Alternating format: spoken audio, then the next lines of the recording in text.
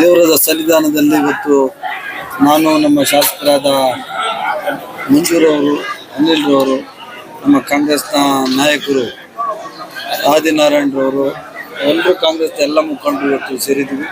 ಇವತ್ತು ರಾಮಲಿಂಗೇಶ್ವರ ಸ್ವಾಮಿಯ ದರ್ಶನದೊಟ್ಟಿಗೆ ಆ ದೇವಿ ಪಾರ್ವತಿ ದೇವಿಯವರ ದರ್ಶನ ಸಹ ಮಾಡಿದ್ವಿ. ಲಕ್ಷಾಂತರ ಸಂಖ್ಯೆಯಲ್ಲಿ ಯಾವಣಿ ಗ್ರಾಮದಲ್ಲಿ ಇಷ್ಟೊಂದು ದೊಡ್ಡ ಜಾತ್ರೆ ನಡೀತಾ ಇರೋದು, ಇಷ್ಟೊಂದು ಪುಣ್ಯವಾದ ಕ್ಷೇತ್ರ ಇಷ್ಟು ದೊಡ್ಡದಿದೆ ಅಂತ ಯಾರು ಕಾಣಿಸ್ತಾನೆ ಇರಲಿಲ್ಲ.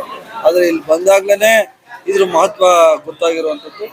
ಈಗಾಗಲೇ ನಮ್ಮ ಶಾಸಕರು ಮುಂಚೆ ಹೇಳಿದ್ದಾರೆ, ಇಲ್ಲಿ ದೇವರ ದರ್ಶನ ಮಾಡಿದಂಥವ್ರು ಎಲ್ರಿಗೂ ದೇವ್ರು ಒಳ್ಳೇದು ಮಾಡಿದ್ದಾರೆ. ಈಗಾಗಲೇ ನನಗೂ MLA ಮಾಡಿ 3 ಸರ್ತಿ ನಾನು ಮಿನಿಸ್ಟರ್ ಆಗಿದ್ದೀನಿ, ಮಂಜು 2 ಸರ್ತಿ MLA ಆಗಿದ್ದಾರೆ, ಅನಿಲ್ ಕುಮಾರ್ MLC ಆಗಿದ್ದಾರೆ. ಒಬ್ಬರೊಬ್ಬರು ಬ್ಯಾಲೆನ್ಸ್ ಇರೋದಂದ್ರೆ ಆದಿನಾರಾಯಣರು.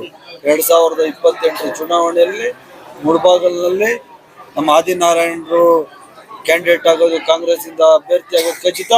ಅಷ್ಟೇ ಖಚಿತ ಅವ್ರು ಇಲ್ಲಿಂದ ಶಾಸಕರಾಗಿ ಬರೋದು. ದೇವರ ಆಶೀರ್ವಾದ, ರಾಮಲಿಂಗೇಶ್ವರನ ಆಶೀರ್ವಾದ, ಪಾರ್ವತಿ ದೇವಿಯರ ಆಶೀರ್ವಾದ ಮತ್ತು ಹೈಕಮಾಂಡ್ ಆಶೀರ್ವಾದ ನಮ್ಮ ಆದಿನಾರಾಯಣ ಮೇಲೆ ಇರ್ತದೆ. ನಾವೆಲ್ಲರೂ ಸೇರಿ ಮುಂದಿನ ದಿವಸಗಳಲ್ಲಿ ನಮ್ಮ ಮುಳಬಾಗಿಲಿನಲ್ಲಿ ಜನಗಳ ಜೊತೆ ಯಾವ ವ್ಯಕ್ತಿ ಸಹಾಯ ಮಾಡ್ಕೊಂಡು ಅವ್ರ ಜೊತೆ ಸೇವೆ ಮಾಡಿಕೊಂಡು ಯಾರು ಇರ್ತಾರೆ ಅವ್ರನ್ನೇ ನಾಯಕರನ್ನಾಗಿ ಇಲ್ಲಿ ಶಾಸಕರನ್ನಾಗಿ ಮಾಡಬೇಕು ಅಂತ ದೇವಿ ಹತ್ರ ಈಗಾಗಲೇ ಆದಿನಾರಾಯಣ ಬಹಳ ಸರ್ತಿ ಇಲ್ಲಿ ಪ್ರಾರ್ಥನೆ ಮಾಡಿದ್ದಾರೆ. ನಾವು ಸಹ ಅದನ್ನೇ ಬಯಸ್ತೀವಿ. ಮುಂದಿನ ದಿವಸಗಳಲ್ಲಿ ಆದಿನಾರಾಯಣರವರು ಮುಳಬಾಗಿಲ ಕ್ಷೇತ್ರದ ಶಾಸಕರಾಗಿ ಬರಲಿ ಅಂತ ನಾನು ದೇವರಲ್ಲಿ ಪ್ರಾರ್ಥನೆ